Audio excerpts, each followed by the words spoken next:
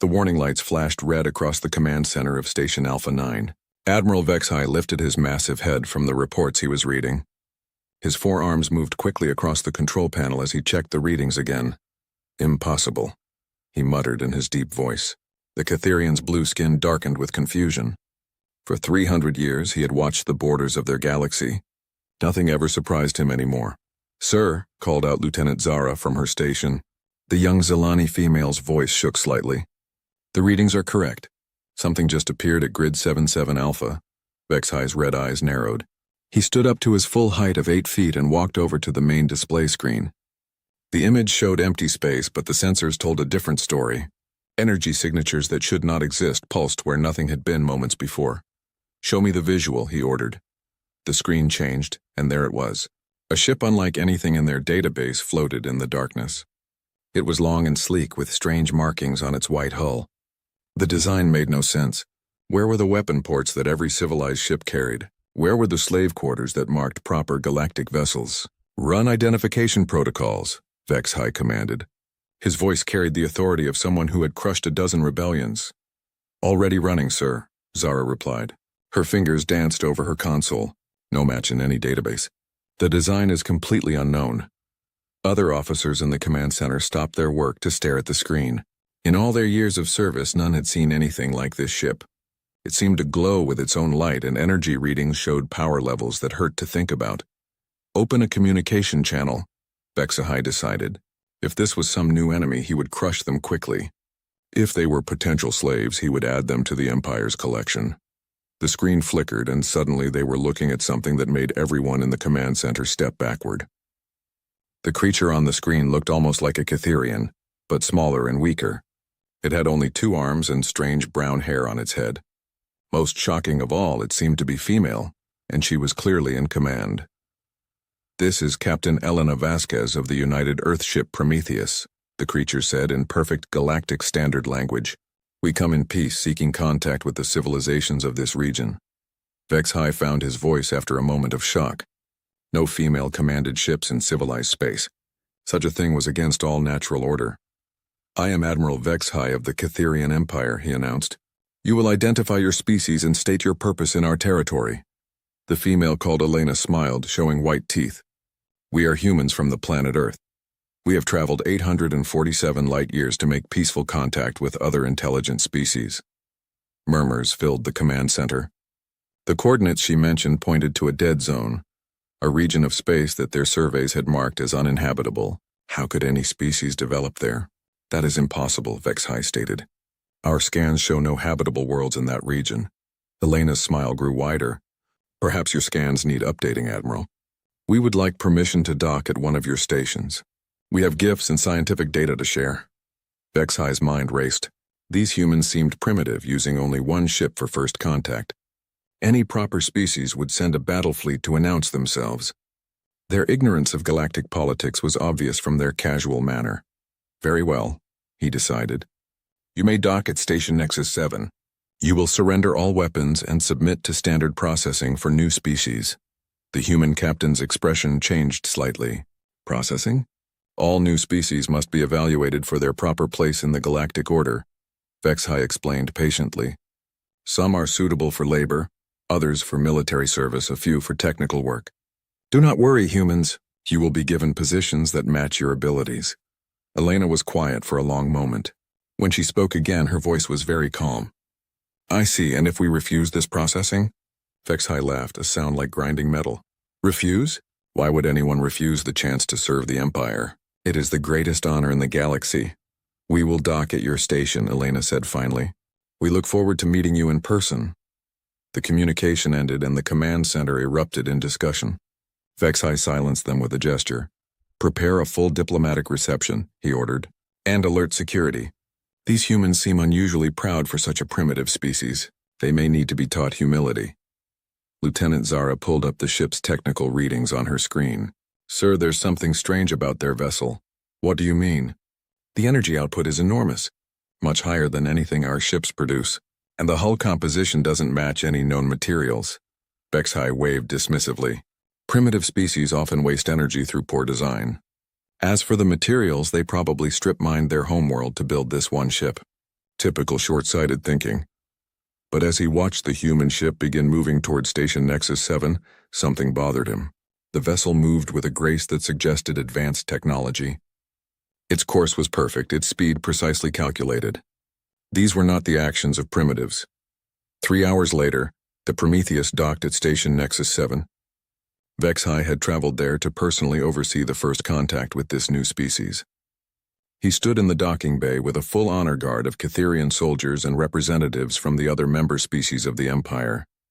The airlock opened with a soft hiss, and the humans stepped out. Vexhai had expected to see the weak, primitive creatures that their transmissions suggested. Instead, he found himself looking at beings that moved with quiet confidence. Their leader, Elena, was smaller than any Catherian, but something in her eyes made him uneasy. Behind her came 5 other humans. 2 were obviously soldiers, though they carried no visible weapons. They scanned the room with professional alertness that reminded Vexhai of his own elite guards. The others appeared to be scientists or diplomats, but all of them shared the same unsettling confidence. "Admiral Vexhai," Elena said, stepping forward with a slight bow, "thank you for welcoming us to your station." "Welcome to the Catherian Empire," Vexhai replied formally. "You are the first of your species to reach civilized space. This is a historic moment." Elena looked around the docking bay, taking in the sight of Zelani workers loading cargo under the watchful eyes of Catherian guards. Her expression remained neutral, but Vexhai noticed how her soldiers tensed slightly. "We are honored to make contact," she said. "We hope this is the beginning of a long friendship between our peoples." Vexhai gestured toward the station's interior. "Come, the council awaits. They are eager to determine how your species can best contribute to galactic civilization." As they walked through the station's corridors, Elena and her team observed everything. They saw the clear hierarchy that governed galactic society. Catherians commanded, other species obeyed. It was the natural order that had brought peace to the galaxy for over 1,000 years. "Your station is impressive," Elena commented as they passed a group of crystalline beings polishing the floors under guard supervision. "Order brings efficiency," Vexhai explained proudly. "Every species has found their proper role in our society. Soon humans will find theirs as well." One of Elena's soldiers, a man with hard eyes and scars on his hands, spoke quietly to his captain in their own language. Vexhai's translation device picked up only fragments, but the tone was clear enough. The humans were not pleased with what they were seeing. Let them be displeased, Vexhai thought. They would learn to accept their place soon enough. Every species did in time. The council chamber doors opened before them and the humans stepped inside to meet their fate. The council chamber was huge, with a curved ceiling that disappeared into shadows above. 7 massive chairs formed a circle in the center, each one designed for a different species. Admiral Vexhai took his place in the largest chair, while representatives from the other member races filled the others. Captain Elena Vasquez and her team stood in the center of the circle. She looked calm, but her security chief, Commander Marcus Chen, kept his eyes moving constantly. The other humans showed no fear, which surprised the council members. Most new species trembled during their first evaluation. "Humans of Earth," Vexhai began in his formal voice, "you stand before the Galactic Council, rulers of this sector of space. We will now determine your species' role in our great empire." Elena stepped forward slightly. "With respect, Admiral, we didn't come here to be evaluated for service. We came seeking diplomatic relations between equals." A sound like breaking glass came from the crystalline representative, which the humans' translators interpreted as laughter. The Zephyrian delegate's tentacles writhed with amusement. Even the normally quiet void dweller seemed to vibrate with humor. "Equals," Vexhai's voice carried disbelief. "You arrive in a single ship from an unknown world and you speak of equality? Child, your entire species could not build one deck of our smallest warship." Elena's expression remained polite. "Perhaps we could discuss an exchange of scientific knowledge. We've made some interesting discoveries during our journey here." "Science?" The Zephyrian's voice bubbled through its breathing apparatus. "What could primitives know that we have not mastered for millennia?" Before Elena could answer, alarms began echoing through the station. Vexhai touched a control on his chair, and a holographic display appeared showing the station's industrial section. "Ah, perfect timing," he said with satisfaction. "You can witness the efficiency of our system." The display showed Catherian guards surrounding a group of Zilani workers. The small, gray-skinned beings huddled together in fear as the guards read charges against them. These workers failed to meet their production quotas for the third time this cycle, announced the guard captain. The penalty is death to encourage the others to work harder. Elena went very still. Commander Chen's hand moved slightly toward where a weapon would normally hang. The other humans exchanged glances that spoke volumes. You're going to execute them for not working fast enough? Elena asked quietly. Of course, Vexhai replied. Inferior species must be motivated properly. Fear of death ensures maximum productivity. On the display, the guards raised their energy weapons. The Zilani workers began to cry, calling out names that must have been their families. Stop this, Elena said, her voice cutting through the chamber like a blade. Vexhai paused the execution with a gesture. Stop, these are workers, not people. They exist to serve their betters.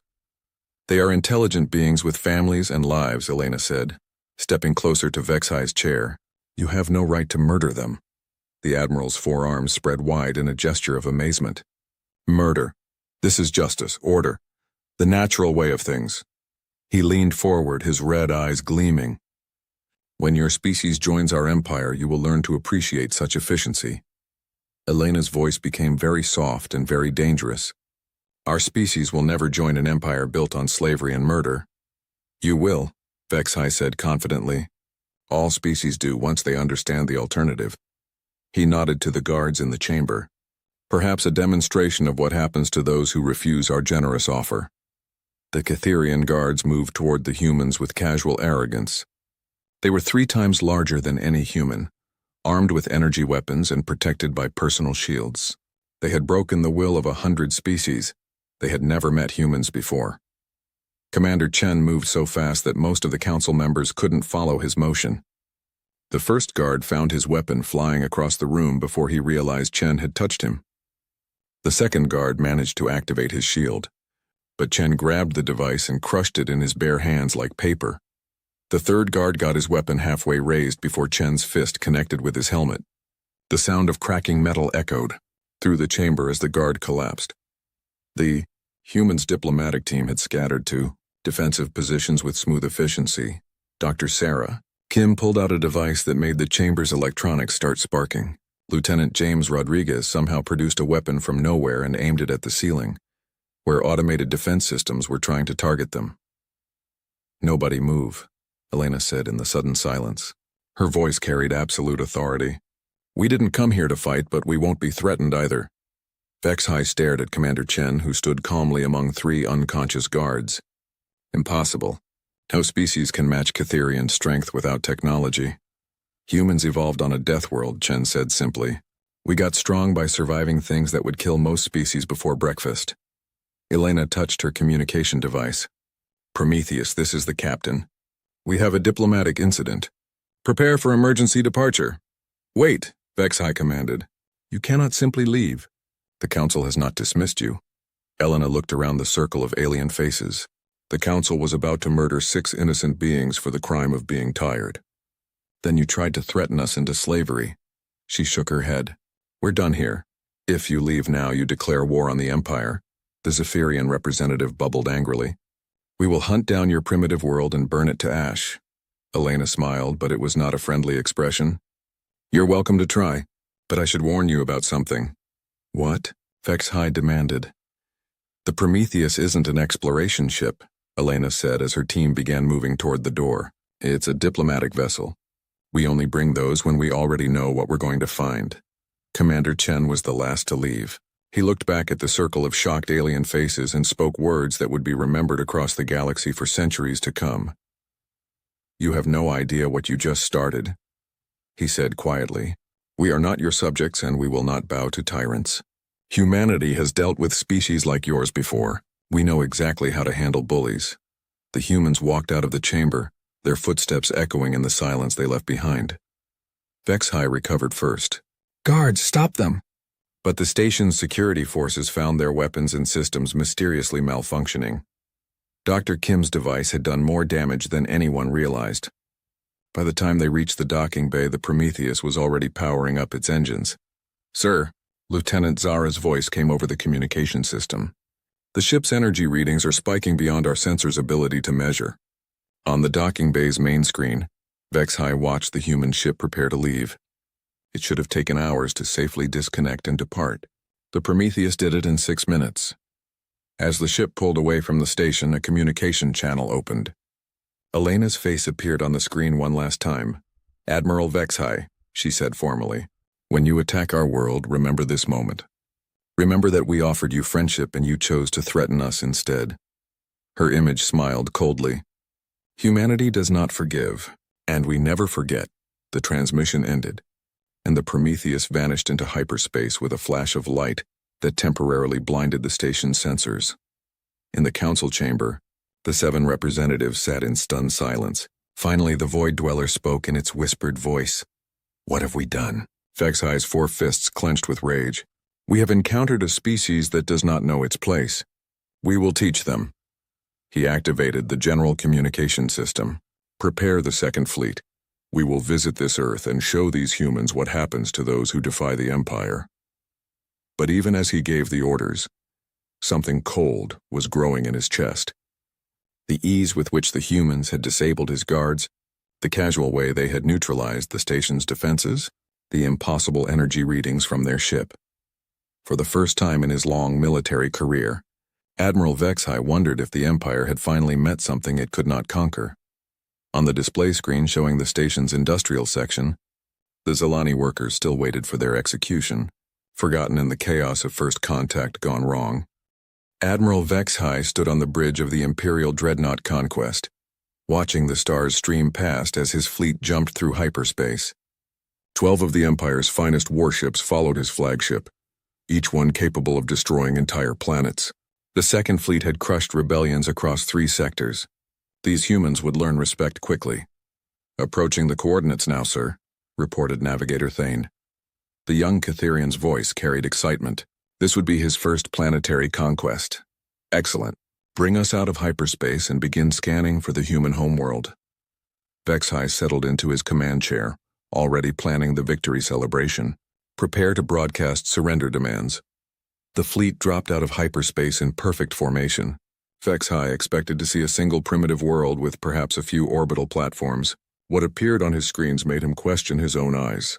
"Sir," Thane whispered, "the entire system is inhabited."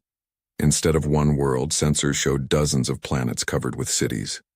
Massive space habitats floated between them like artificial moons. Industrial platforms stretched across asteroid belts, processing raw materials on a scale that dwarfed anything in Empire space. "Impossible," Vex-High muttered. "Our scouts surveyed this region. There was nothing here." "Sir?" called out sensor operator Crix. "Energy signatures approaching from multiple vectors." The main display changed to show the tactical situation, and Vex-High felt his blood turn cold. Ships were emerging from behind planets, from asteroid fields, from what looked like empty space. Hundreds of them. The human fleet was enormous. "How many?" he demanded. Crix's voice shook as she read the numbers. 237 vessels detected so far, sir. They're still appearing." Each human ship was larger than anything in Vex-High's fleet. They moved with precision that spoke of advanced technology and careful planning. Worst of all, they showed no fear at finding themselves outnumbered. "This is impossible," Vex-High said again. "No single species commands fleets this size." A communication request appeared on his screen. Against his better judgment, he accepted it. The human who appeared was older than Captain Vasquez, with gray hair and stars on her uniform that marked her as a high-ranking officer. She looked directly at Vex-High with calm, intelligent eyes. "I am Rear Admiral Sarah Mitchell of the Earth Defense Force," she said in perfect galactic standard. "You have entered human space without permission and with obvious hostile intent. State your business here." Vex-High found his voice. "I am Admiral Vex-High of the Catherian Empire. Your species has committed crimes against the galactic order. We are here to bring you to justice." Admiral Mitchell's expression didn't change. "What crimes?" "Assault on Imperial personnel, threatening Council representatives, refusing to accept your proper place in galactic civilization." Vex-High leaned forward. "Surrender now and your deaths will be quick." The human admiral was quiet for a moment. When she spoke, her voice was very soft. "Admiral, do you know anything about human history? Why would I study the history of primitives?" "Because," Mitchell said, We are a species that survived ice ages that killed most life on our planet. We survived plagues that wiped out half our population. We survived world wars fought with weapons that could have destroyed our entire civilization. Vexhai waved dismissively. Ancient history. You face the Empire now. We turned our deadliest weapons into tools for exploration, Mitchell continued as if he hadn't spoken. We took the same technology we used to build planet-killing bombs and used it to reach the stars. We have been preparing for this moment for 3 centuries. Preparing for what moment? Mitchell's smile was cold as space itself. The moment we met a galactic empire built on slavery and murder. You want a war, Admiral? You just declared one against a species that has been getting ready to fight tyrants since before your empire existed. The communication ended, and warning alarms immediately began screaming across Vexhai's bridge. Sir, the human fleet is moving to attack formation, Crix reported. They're surrounding us. Impossible. We have 12 dreadnoughts. No force in the galaxy can threaten the second fleet. But even as Vexhai spoke, he could see the human ships moving with impossible speed and coordination. All ships prepare for battle, he commanded. Target their largest vessels. Show these primitives the power of the Empire. The Conquest's massive guns swiveled toward the nearest human ship, a sleek vessel that looked nothing like proper military design. Energy readings spiked as the dreadnought's main weapons charged. Firing, announced Weapons Officer Dells. The Empire's most powerful weapons struck the human ship with enough force to crack a moon. The energy beams hit the target dead center in a display of light that could be seen from several star systems away. When the light faded, the human ship was completely undamaged. What? Vexhai stared at his displays. That's impossible. Nothing can withstand direct fire from Imperial dreadnought cannons. Sir, Crix said in a voice full of terror, the humans are returning fire. What happened next would be studied in military academies for generations, assuming any Imperial academies survived what was coming. The human weapons didn't look like much. No massive energy beams, no obvious projectiles, just small fast objects that seemed to appear from nowhere and move with their own intelligence. The first missile hit the Imperial ship Guardian amidships. The explosion was so bright that every screen on every ship automatically dimmed to protect their crew's eyes. When the light faded, the Guardian was gone. Not damaged, not crippled, completely vaporized. Shields up. Evasive maneuvers, Vexhai screamed. But the human weapons followed their targets no matter how they twisted and turned. The missiles seemed to think for themselves, predicting moves and adjusting course faster than any computer should be able to calculate. The Imperial ship Thunder lasted 18 seconds. The Retribution managed 23 seconds before a human torpedo found a weak spot in its armor and turned the mighty dreadnought into expanding gas and metal. Sir, we're losing ships faster than we can count them. Navigator Thane's voice cracked with panic. Vexhai watched his proud fleet being destroyed with casual efficiency. The humans weren't even using their full force. Most of their ships hung back, watching as if this was some kind of training exercise. All ships retreat, he ordered. Emergency jump to hyperspace. Sir, the humans are jamming our navigation systems, Crix reported. We can't calculate a safe jump. On the tactical display, more Imperial ships died. The humans attacked with weapons that ignored shields, armor that self-repaired faster than it could be damaged, and tactical coordination that made the Empire's best military minds look like children playing with toys. Admiral Mitchell's voice came over the communication system again. This is your last chance, Admiral. Surrender now, and we'll allow your surviving crews to return to Imperial space with a message. Vexhai looked at his display. Of his 12 mighty dreadnoughts, only 4 remained. The humans had destroyed the second fleet in less than 30 minutes. What message? He asked weakly. Tell your council that Earth is under the protection of the human coalition. Tell them that any attack on coalition worlds or citizens will be met with appropriate response. And tell them, Mitchell paused, tell them that we know where all their worlds are, and we're coming to free every slave in their empire. The transmission ended. A moment later, the jamming field around Vexhai's remaining ships disappeared. Navigator, Vexhai said in a voice that sounded like an old man's. Calculate jump coordinates for home. Emergency speed. Yes, sir, Thane replied. What do I tell the council about our mission status? Vexhai stared at the tactical display, where human ships continued their patrol of the system as if nothing had happened. as if destroying the Empire's second fleet had been routine maintenance. "Tell them," he said slowly, "that we have awakened something terrible. Tell them that these humans are not primitives from a dead world. They are a force that has been planning this war for centuries." The 4 surviving Imperial ships jumped to hyperspace, carrying news that would shake the foundations of galactic civilization. Behind them, the human fleet returned to its patrol routes, protecting a civilization that spanned hundreds of worlds and countless billions of free citizens. Admiral Mitchell stood on her bridge, looking out at the stars where the Imperial fleet had been destroyed. "Ma'am," her tactical officer said quietly, "should we pursue the survivors?" "No," Mitchell replied. "Let them carry word back to their masters. It's time the galaxy learned that humanity is no longer hiding." She touched a control on her chair, opening communication channels to every human world in the coalition. "This is Admiral Mitchell," she announced. "Operation Liberation is now active. All fleets to combat readiness. The war for galactic freedom has begun." The news spread across the galaxy like fire through dry grass. The mighty Second Fleet, pride of the Catherian Empire, had been destroyed by unknown aliens calling themselves humans. On 1,000 worlds, slaves whispered the story in hidden corners. On Imperial worlds, citizens demanded answers from leaders, who had none to give. Supreme Commander Thax stood before the full Galactic Council in their great chamber on Catheria Prime. The massive alien's 6 arms gestured angrily as he addressed the representatives of 7 species. "How is this possible?" demanded Councillor Vorth, his crystalline body ringing with agitation. "The Second Fleet was invincible." "Apparently not," Thax replied grimly. He activated a holographic display showing the battle's aftermath. "Admiral Vexhai's report is disturbing. The humans possess technology far beyond anything we have encountered." The Zephyrian representative's tentacles writhed with nervous energy. "One battle means nothing. They surprised us, that is all. The Empire controls 10,000 systems. What can one primitive species do against such power?" Even as she spoke, reports were flooding in from across Imperial space. Human fleets had appeared at slave worlds throughout the outer territories. But they weren't conquering, they were liberating. "Sir," an aide rushed into the chamber.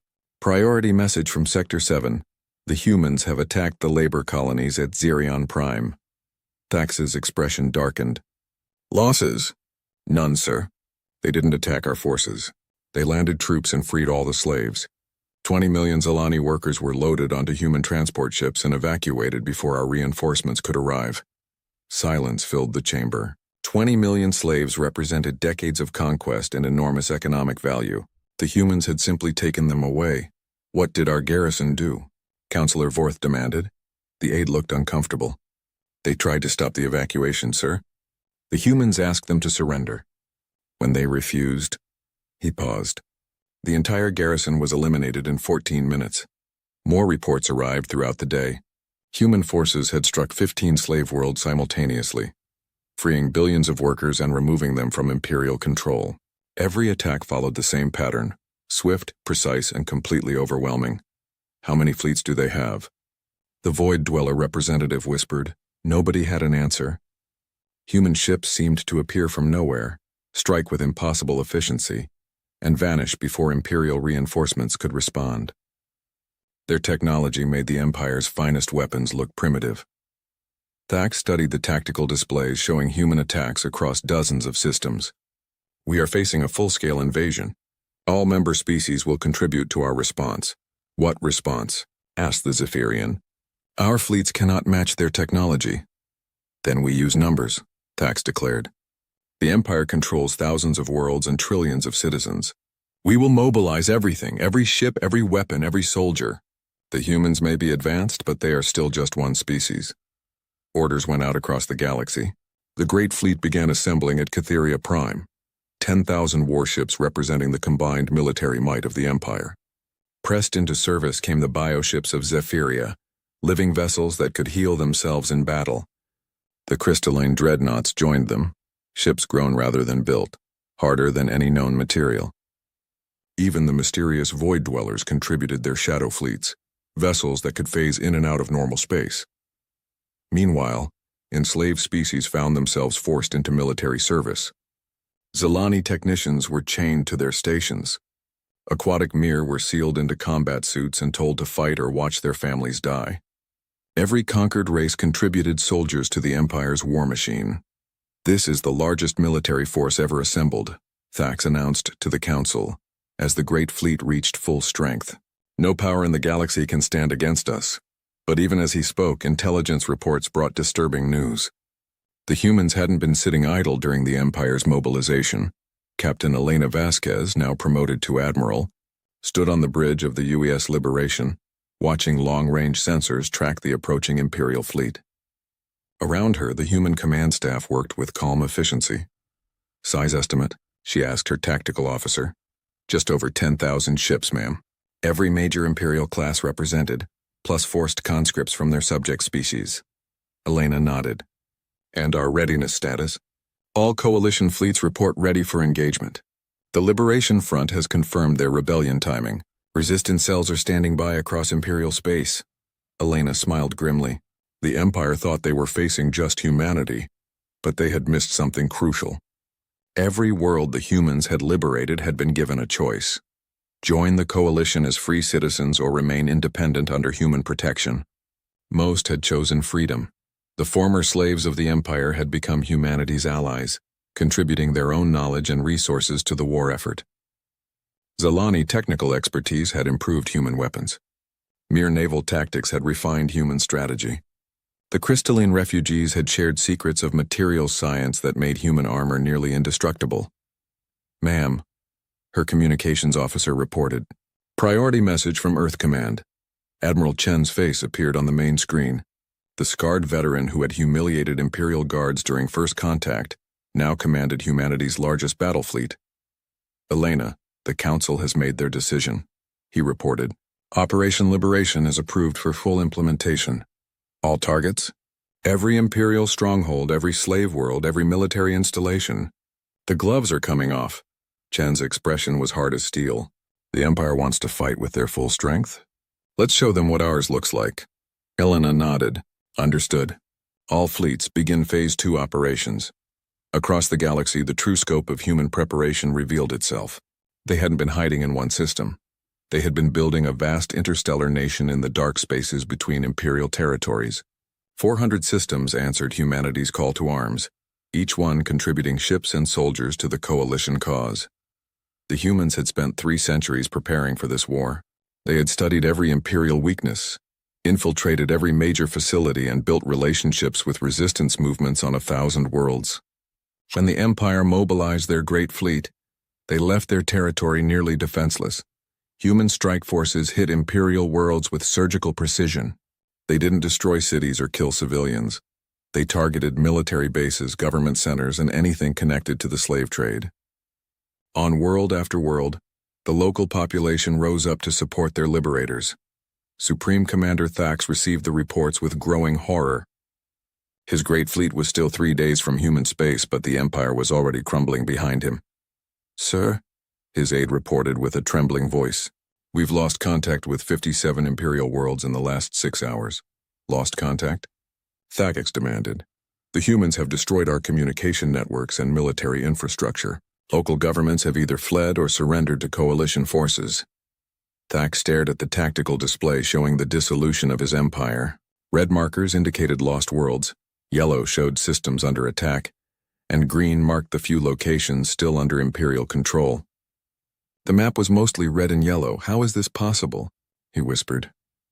His aide pulled up intelligence reports that had been ignored during the fleet buildup.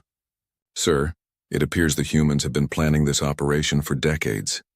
They have detailed knowledge of our military positions, our trade routes, our communication systems. They know everything about us. And we know nothing about them, Thax realized with growing dread. The final terrible truth was becoming clear. The Prometheus hadn't stumbled across Imperial space by accident. That first contact hadn't been a diplomatic mission. It had been a final intelligence-gathering operation before the war began. Humanity had been watching the Empire for generations, learning their weaknesses and preparing for the moment when they would tear down the galactic order and build something better in its place. Sir, the aide said quietly, long-range sensors show human fleets moving to intercept us. Multiple vectors. Unknown number of ships. Thax looked at his great fleet. 10,000 ships representing the Empire's full military might. For the first time in his career, he wondered if it would be enough. All ships battle stations, he ordered. We are about to discover what happens when an unstoppable force meets an immovable object. But even as he gave the command, Thax suspected he already knew the answer. The Empire had ruled through fear and overwhelming force for 1,000 years. They had never faced an enemy that was stronger. The Battle of Cytheria Prime lasted 6 hours. When it ended, the once mighty galactic empire lay in ruins, and the galaxy would never be the same. Admiral Elena Vasquez stood in the same council chamber where her diplomatic mission had failed months earlier. But now she wore the uniform of the Coalition Liberation Force, and the 7 chairs of the old council sat empty except for one. Former Supreme Commander Thax knelt in chains before her, his 6 arms bound behind his back. The massive Cytherian who had once commanded fleets across the galaxy now looked small and broken. His great fleet of 10,000 ships had lasted exactly 6 hours against the combined might of the human coalition. You fought well, Elena said quietly, looking down at the defeated commander. Your soldiers showed courage even when facing impossible odds. Thax raised his head, confusion in his red eyes. Why do you mock me? You have won. Kill me and be done with it. Elena shook her head. We don't kill prisoners, Commander. That's what made you different from us. She gestured to her aide, who stepped forward with a datapad. You're being charged with crimes against sentient beings, but you'll receive a fair trial with legal representation. I don't understand, Thax muttered. We are your enemies. In war, enemies die. In your kind of war, yes, Elena replied. But humanity fights for something different. We fight to free people, not to destroy them. She turned away from the prisoner and walked to the great windows that looked out over Cytheria Prime. The planet's capital city stretched to the horizon, but it looked different now. The massive slave quarters had been converted to refugee centers. The weapon factories were being retooled to produce medical supplies and farming equipment. Most importantly, the execution platforms where the Empire had murdered countless innocents were being torn down by former slaves working alongside human engineers. A status report, she requested from her communications officer. Ma'am, resistance has ended on all Imperial core worlds. The last holdout forces surrendered 2 hours ago when we showed them footage of the capital's liberation. Elena nodded. It had taken 3 months of fighting, but the Empire was finished. Not destroyed, liberated. Every world that had been under Imperial control was now free to choose its own government and join the coalition if it wished. What about the refugee situation? Massive but manageable. We've evacuated over 50 billion beings from slave worlds. Temporary housing is being established on uninhabited planets throughout former Imperial space. The Zilani have volunteered to coordinate most of the relief efforts. Elena smiled at that. The gray-skinned beings who had been the Empire's most numerous slaves had become some of the Coalition's most dedicated supporters. They understood better than anyone what freedom meant. And the military situation? All Imperial fleets have either surrendered or been destroyed. We've secured every major weapons facility and shipyard. Several former Imperial species have requested membership in the Coalition Defense Force. A soft chime indicated an incoming priority message. Elena accepted it, and the face of Admiral Sarah Mitchell appeared on the chamber's main screen. The older woman looked tired but satisfied.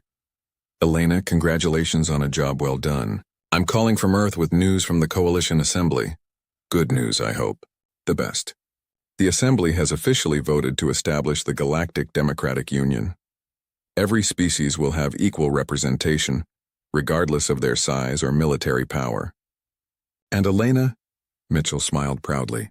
They've asked you to serve as the first Secretary General. Elena felt a moment of surprise, then acceptance. Someone had to guide the transition from empire to democracy, and she had earned the trust of both humans and aliens during the liberation campaign. I accept, she said simply. What about our exploration plans? Already approved. The UES Horizon launches next month for the Andromeda Galaxy. If there are more empires out there oppressing innocent species, we'll be ready for them. The transmission ended, and Elena returned her attention to the former Imperial commander. Thax was staring at her with something like wonder in his alien features. You're giving up military control to become a politician? He asked. I'm accepting responsibility to help build something better, Elena corrected. The age of empires is over, Commander. The age of cooperation has begun. She walked over to one of the great windows and activated its communication system. Her image appeared on screens across Cytheria Prime and was broadcast to every world in what had once been Imperial space. Citizens of the galaxy, she began. 3 months ago, the Cytherian Empire fell not to conquest but to liberation. Today I speak to you as the first Secretary General of the Galactic Democratic Union. On 1,000 worlds, billions of beings stopped what they were doing to listen. Former slaves, former Imperial citizens, human colonists, and refugees all watched the woman who had led their liberation. The old system of empire and slavery is dead, Elena continued. In its place, we offer something new. A union of free species working together for the benefit of all. Every world will govern itself. Every being will have rights that cannot be taken away, and every species will have a voice in our shared future. She paused, looking out at the city where former slaves worked alongside former masters to build a better world. This will not be easy. Democracy is harder than empire. Freedom requires more responsibility than slavery. But humanity has learned something. During our long history, the most difficult path is often the most worthwhile. The broadcast continued for 30 minutes as Elena outlined the new government structure. The assembly would meet on neutral ground, with representatives from every member species. Laws would be passed by majority vote, with protections for minority rights. A coalition defense force would protect member worlds from external threats, but no military would ever again be used to oppress civilians. When the speech ended, Elena found herself alone with Thax again. The former commander was studying her with new interest. Why? He asked simply. Why what? Why do all this? Your species could have simply conquered us and taken our place as galactic rulers. Why give power to others? Elena considered the question seriously. Because, she said finally, humanity learned long ago that true strength comes from cooperation, not domination. An empire built on fear and slavery is actually very weak. It can be toppled by anyone stronger or more determined. She gestured to the window, where Zelani and Cytherian children were playing together in what had once been a military parade ground. But a union built on mutual respect and shared benefits, that's something worth defending. That lasts. Thax was quiet for a long moment. What will happen to my people? The same thing that happens to everyone else, Elena replied. They'll be free to choose their own government, join the union if they wish, and rebuild their society without the burden of maintaining an empire. And if we choose not to join? Then you'll remain independent with the same protections and trade rights as any other neutral world. The coalition doesn't force membership on anyone. Thax shook his great head in amazement. In all my years of military service, I never encountered an enemy like humanity. We weren't your enemy, Elena corrected gently. We were the enemy of what your empire represented. There's a difference. 6 months later, Elena stood on the observation deck of the UES Horizon as it prepared to depart Earth's solar system. The massive exploration vessel was 10 times larger than the Prometheus, equipped with the most advanced technology the Coalition could provide. Its mission: to seek out new civilizations beyond the galaxy and offer them the same choice the Empire had once denied: freedom or tyranny. Behind them, the Milky Way galaxy was transforming rapidly. The Galactic Democratic Union now included 47 species, with more requesting membership every month. Trade flowed freely between worlds that had once been enemies. Scientific knowledge was shared openly, leading to breakthroughs that benefited everyone. The former Imperial species had adapted to freedom with varying degrees of success. The Cytherians struggled with concepts of equality and democracy, but their younger generation was embracing the changes. The Zephyrians had become enthusiastic Union supporters, contributing their biological technology to medical research. Even the mysterious Void Dwellers had emerged from their isolation to share their unique perspectives on space and time. Ma'am, her aide reported, the crew is ready for departure. Elena nodded. Take us out, Captain. Let's see what's waiting in the dark between galaxies. As the Horizon entered hyperspace, Elena reflected on the journey that had brought them here. It had started with humanity's decision to remain hidden while they studied the galaxy around them. It had continued with their careful preparation for the day they would have to fight for freedom. But it had ended with something no one had expected. Not victory, but transformation. The galaxy was no longer a place where the strong oppressed the weak. It had become a community where all species could work together toward a better future. And if there were other empires out there, other tyrannies oppressing innocent beings, they would soon learn what humanity and their allies had, proven in the Milky Way. Freedom was not just an ideal worth fighting, for it was a force powerful enough to reshape the universe itself. The age of